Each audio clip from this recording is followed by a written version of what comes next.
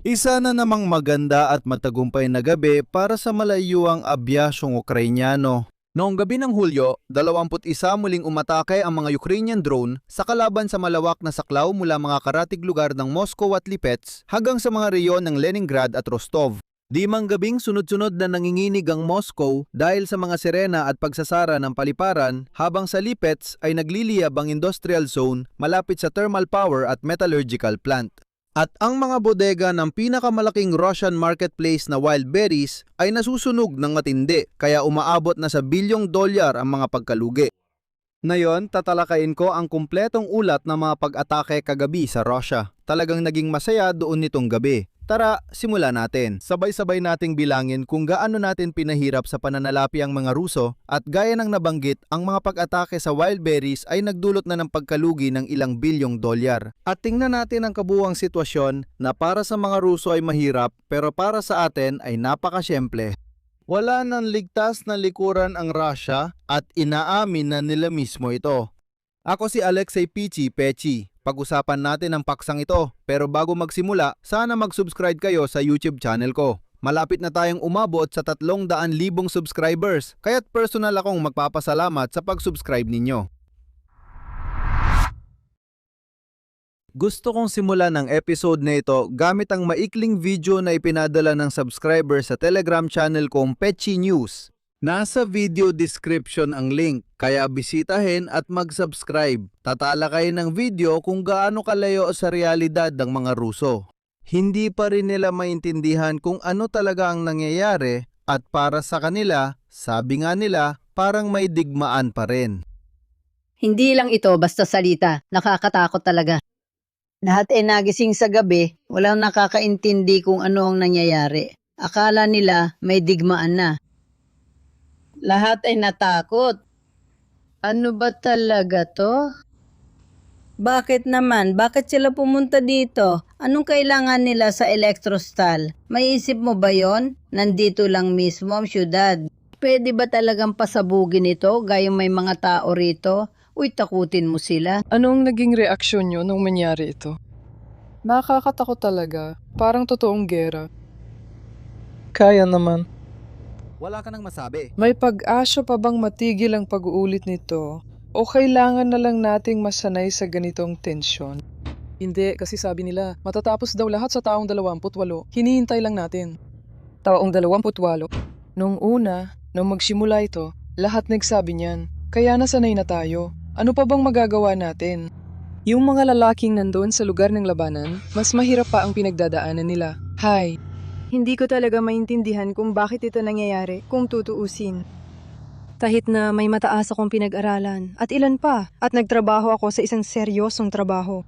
Sobrang hirap para sa akin. Hindi ko alam ang gagawin at litong-lito ako. Ako pangga kasi naririnig ko na nasusunog ang paligid ng Moscow. Pero hindi niyo pa nakita dati, di ba? Nakita ko mula sa balkona yung mga sunog na yon. Punta na tayo sa punto. Magsisimula ako sa reyon ng Moscow, ang pangunahing front ng ating long-range na operasyon ngayon. Ilang araw nang sunod-sunod ang pag-atake sa rehiyon ng kabisera ng kalaban. Ang mga warehouse complex ng Wild Berries, pinakamalaking online retailer sa Russia, ay naging pangunahing target nitong mga nakaraang gabi. At ito ay makatuwiran dahil sa mga hub na ito, dumadaan ng supply at lohistika na bumubuhay sa likurang ekonomiya na sumusuporta sa digmaan na ito. Ayan, nagreklamo ang mga Ruso sa social media na nasunog ang kanilang panindang milyon-milyong rublo ang halaga, walang magbabayad sa kanila, at bakit na ba tinarget ng mga Ukrainian ang mga bodega gayong wala naman daw silang kinalaman sa digmaan. Tingnan ninyo, napakasimple lang. Kapag ipinagbili ninyo ang mga panindang yan, magbabayad kayo ng buwis at gagamitin ni Putin ang mga buwis na yan para sa digmaan laban sa Ukraine. Kaya napaka-logical lang ng lahat. Bukod pa rito, hayagang in-advertise ng marketplace na ito ang pagbebenta ng mga drone para sa hukbo ng mananakop, fiber optic para sa mga drone na ito, iba't ibang mga sistemang pambitaw ng munisyon, unipormeng militar at marami pang iba. Marami pang kagamitang militar talaga. Ilalatag ko dito ng sunod-sunod ang mga tinamaan sa Moscow Oblast nitong mga nakaraang araw para makita ang lawak na nangyari. Tinarget ng mga drone ng Ukraine ang logistics hub ng Wildberry sa Electrostal sa silangan ng Moscow. Malaking usok ang umabot sa kalahati ng langit. Tinarget din ang Wildberry's bodega sa Kaledino, malapit sa Moscow, timog ng Podolsk. Sa mga Ruso na magkokomento sa bikas ko, sasabihin ko agad, wala akong pakialam kung paano tinatawag ang mga pamayanan sa latian ng Russia. Kung wala sila, mas matutuwa ako. Sa mismong Podolsk sa micro-district ng Lviv, sandali lang sinunog ng mga drone ang oil depot. Sa totoo lang, sa loob lang ng isang gabi sa paligid ng Moscow, 5 ang naitalang magkakahiwalay na sunog. Nasunog din ang malaking logistics hub sa industrial park na Yuzhne Vrata sa distrito ng Domodedovo, isang complex na may lawak na higit 650,000 metro kwadrado. Natatanging detalye ito na lalong nagpapasarap sa target na ito. Ayon sa natuklasan ng ahensya, ang complex na Yuzhne Vrata ay direktang konektado sa Pondo ng Talento at Tagumpay. Ang tagapagtatag nito ay ang biolonsilistang si Sergei Raldugin. Si Sergei Raldugin ay isang biolonsilista, personal na taguan ng pera at malapit na kaibigan ni Vladimir Putin. At ang chairman ng Board of Trustees ng pondong ito ay si Vladimir Putin mismo.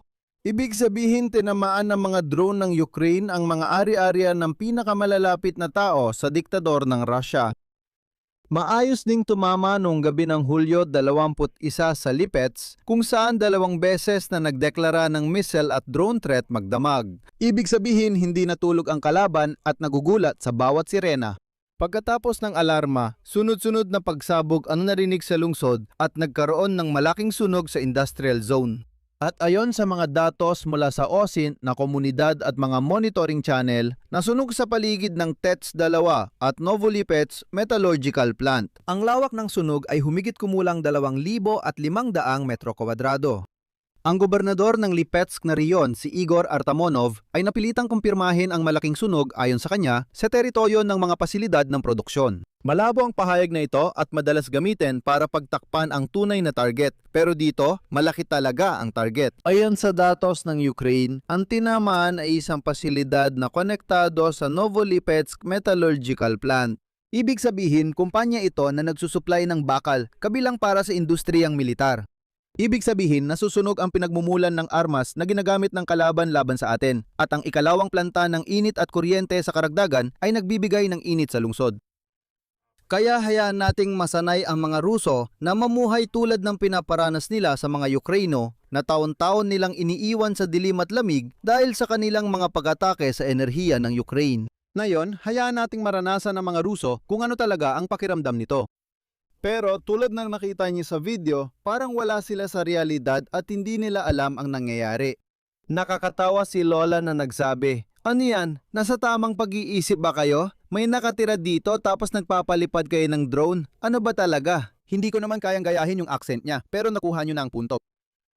Kasabay nito, ayon sa Russian media, nagliyab sa industrial zone malapit sa Lipetsk at sa industrial park sa Leningrad region matapos ang pag-anunsyo ng alarma. Gumana talaga ang mga Ukrainian drone natin ng malawakan.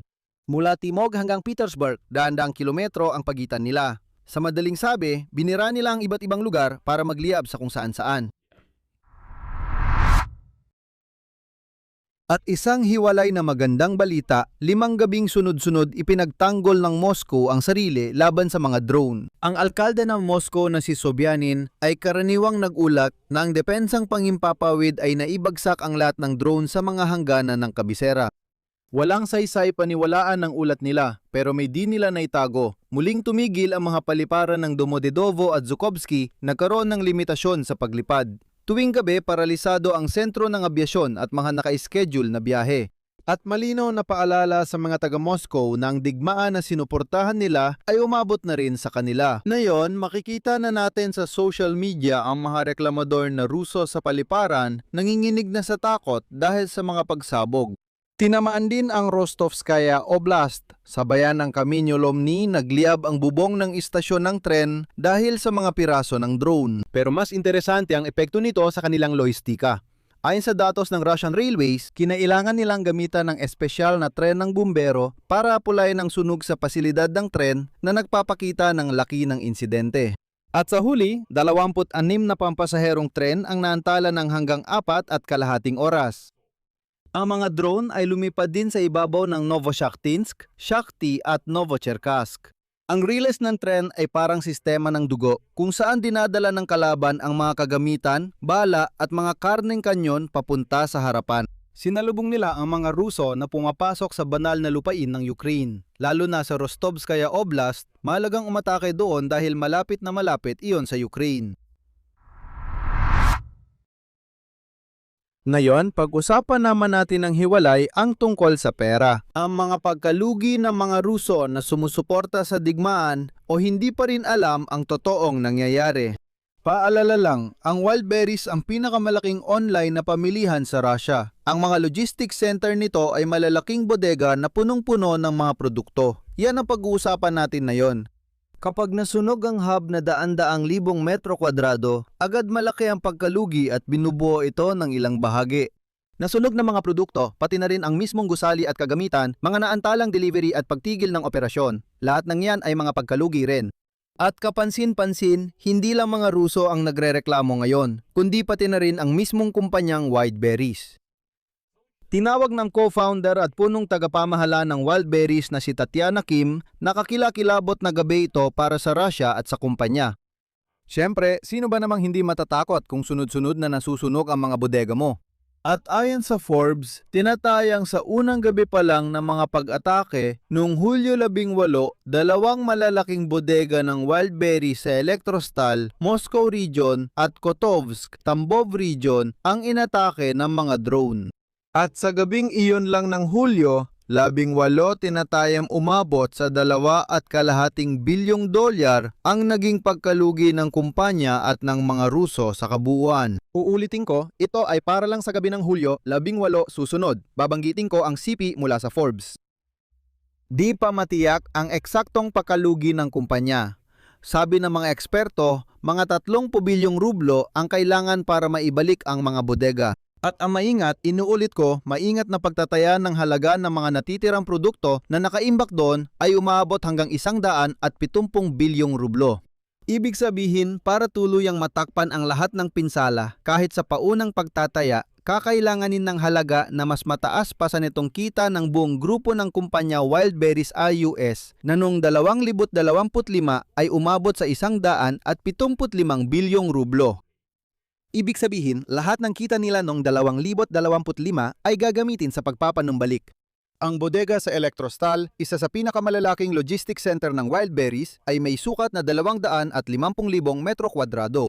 At ang bodega sa Kotovsk na may 108,000 metro kwadrado ay niisa lang na sa operasyon, noong nakaraang taon lang. At ngayon, ang pinagsamang kumpanya na Wildberries Rus na tinatawag nilang RWB ayon sa mga eksperto ay halos 10% ng kanilang mga ari-arian sa bodega ang nawala.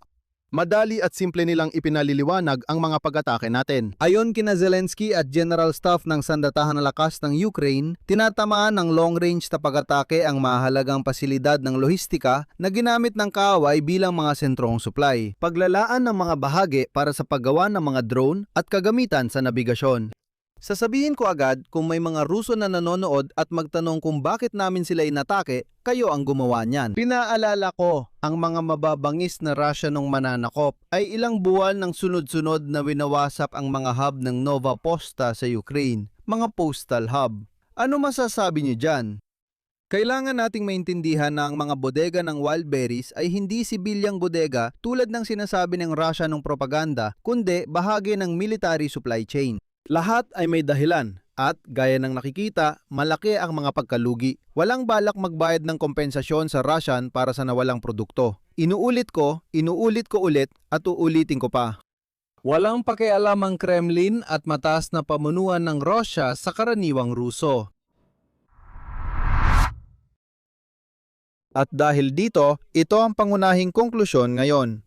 Binuksan ng mga drone ng Ukraine ang bagong zona ng pinsala sa Russian Federation. Ibig sabihin, wala nang ligtas na likurang bahagi ang Russia.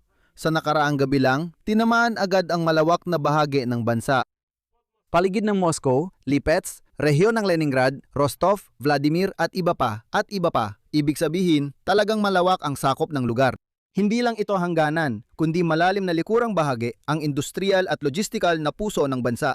Kapag may nasusunog sa isang gabi, 40 kilometro mula hangganan at daan-daang kilometro pa sa loob. Ibig sabihin, wala na sa mga Ruso ang dating likurang bahagi. Konklusyon. Ang paligid ng Moscow nitong nakaraang 2 gabi. Ito ay mga nasusunog na bodega ng wild berries, sinunog na imbakan ng langis sa Podolsk. Ang nasunog na hub na Yuzhnaya Vrata na konektado sa pondo ni Putin ay nasunog din. Sa Lipetsk, sunog sa 2,200,000 metro kwadrado malapit sa TPP-2 at sa metallurgical plant na gumagawa ng bakal para sa kanilang mga armas. At sa Moscow, 5 gabi sa ilalim ng mga drone, paghinto sa Domodedovo at Zhukovsky, rehiyon ng Rostov. Nasunog ang estasyon ng tren sa Kamenolomny at 26 na tren ang naantala. Rehiyon ng Leningrad at Vladimir, tinamaan din. Sa kabuuan, ang pagkalugi, lalo na sa wild berries, ay $1 bilyon. Ibig sabihin, Ukraine. Sistematikong na inilipat ng Ukraine ang digmaan doon mismo kung saan ito nagmula. Ibig sabihin, sa kaibuturan ng likurang bahagi ng Russia. At ginagawa na nila ito hindi na pa isa-isang target, kundi sa malawak na saklaw ng heograpya. At nangyayari ito sa loob lang ng isang gabi. At ang mga Ruso, parang mangmang nakawan, hindi pa rin maintindihan ang nangyayari. Dito ko natatapusin. Ibahagi ninyo ang inyong opinyon at mga konklusyon sa mga komento sa ilalim ng episode na ito. Mag-subscribe kayo sa channel, pindutin ang kampanilya at huwag kalimutang mag-like. Yun lang po, ingatan ninyo ang inyong sarili. Paalam sa lahat.